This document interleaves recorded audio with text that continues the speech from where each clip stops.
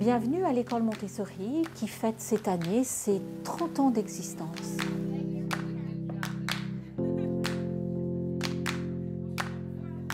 L'accueil à l'école Montessori est très important.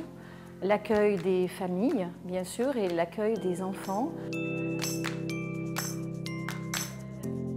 De l'accueil de chaque matin dépendra le déroulement de la journée des enfants. Et il est vraiment important aussi que les enfants se sentent accueillis et considérés par l'adulte déjà dès ce premier moment de la journée.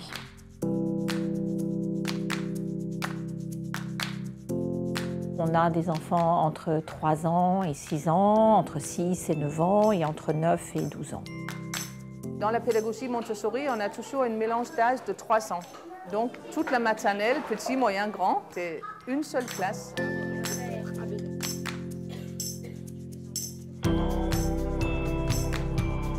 Le mélange d'âge, c'est vraiment ce qui va permettre d'avoir dans les classes une émulation entre les enfants et également ce qui va permettre de faire pour chacun les acquisitions au bon moment, c'est-à-dire au moment où il est prêt et pas forcément en fonction de son âge.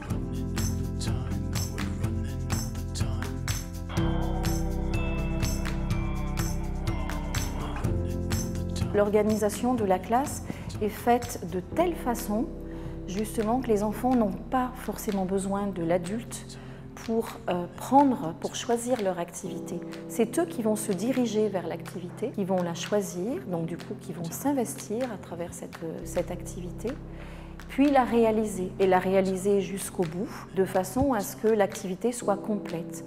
Donc là, l'enfant n'a pas besoin nécessairement de l'adulte pour réaliser son activité. Donc là, on favorise cette autonomie.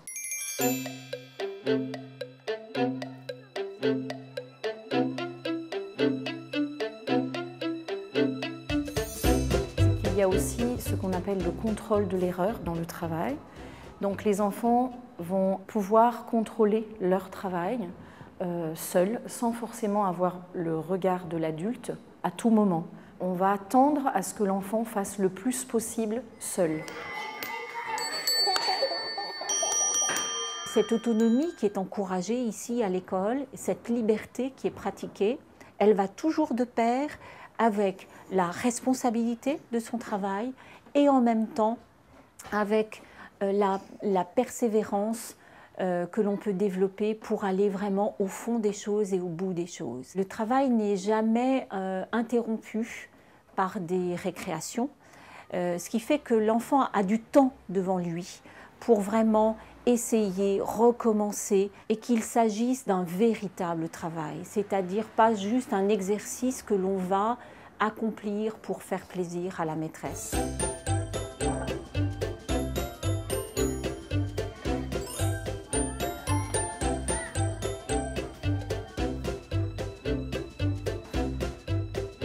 Dans un premier temps, une éducatrice Montessori doit pouvoir prendre le temps dans la semaine de se poser à une petite chaise, qui est la chaise de l'observateur, pour prendre le temps d'observer soit un enfant de sa classe, soit toute sa classe, soit une étagère où il y a des différents exercices. Et notre démarche d'observateur, c'est toujours pour chercher à comprendre ce qu'il se passe dans notre environnement. On a également aussi d'autres moments où on observe, c'est-à-dire quand nous sommes en travail avec les enfants.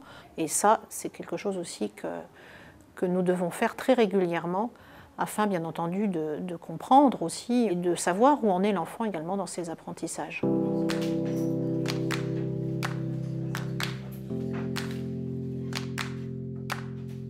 Dans une matinée, il y a des enfants qui peuvent faire peut-être 10 activités différentes. Il y a d'autres enfants qui vont faire 2 ou 1.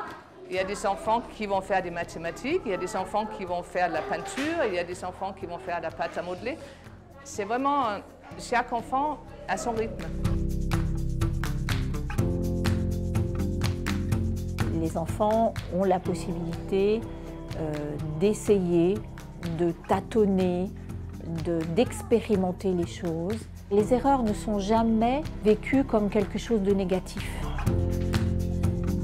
Si vraiment ça ne marche pas, eh bien, c'est pas grave, on y reviendra plus tard et on va pas jamais humilier un enfant et on va jamais le dévaloriser parce qu'il n'est pas arrivé à faire quelque chose. Le temps viendra pour lui de la réussite et on va développer d'autres choses avant pour que l'enfant petit à petit parvienne à cette réussite. L'erreur fait partie du processus d'apprentissage. L'erreur permet d'avancer et ce n'est jamais grave de se tromper.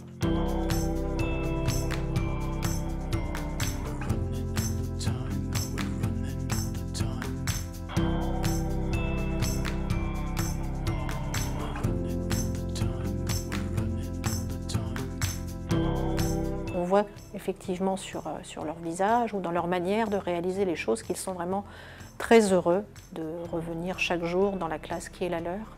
Et c'est une aussi des choses les plus importantes. Je pense que quand on vient avec vraiment beaucoup de plaisir et quand on arrive dans la classe et que déjà on a une petite idée de ce qu'on veut faire, je crois que c'est quand même la plus belle des choses qu'on puisse offrir à un enfant, c'est d'être heureux dans son environnement.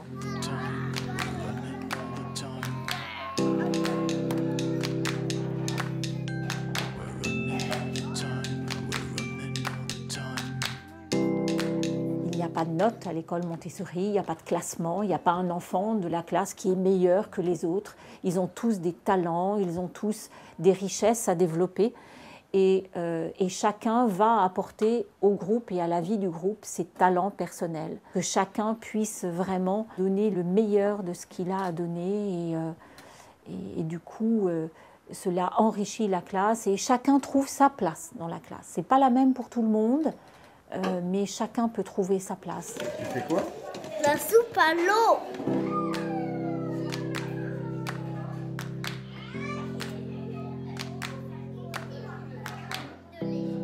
Nous avons beaucoup de nationalités différentes aussi dans notre école parce qu'évidemment, on accueille aussi beaucoup de familles qui passent 2-3 ans dans des différents pays. Ça permet aux enfants de voir d'autres enfants de d'autres pays, de connaître comment on travaille aussi beaucoup sur les autres pays dès la maternelle. Ils entendent d'autres langues, ils voient d'autres choses, d'autres cultures.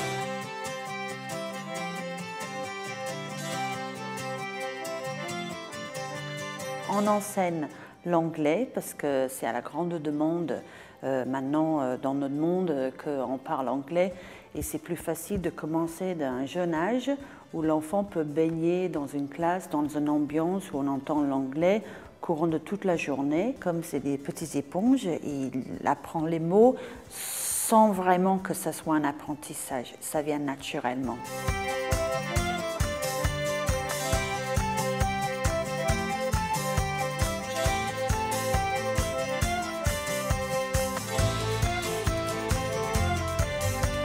La deuxième chose qui me semble importante, c'est de favoriser l'ouverture sur l'extérieur de l'école, sur le monde extérieur, c'est-à-dire de pouvoir encourager les enfants à sortir de l'école et aller voir ce qui se passe un petit peu à l'extérieur.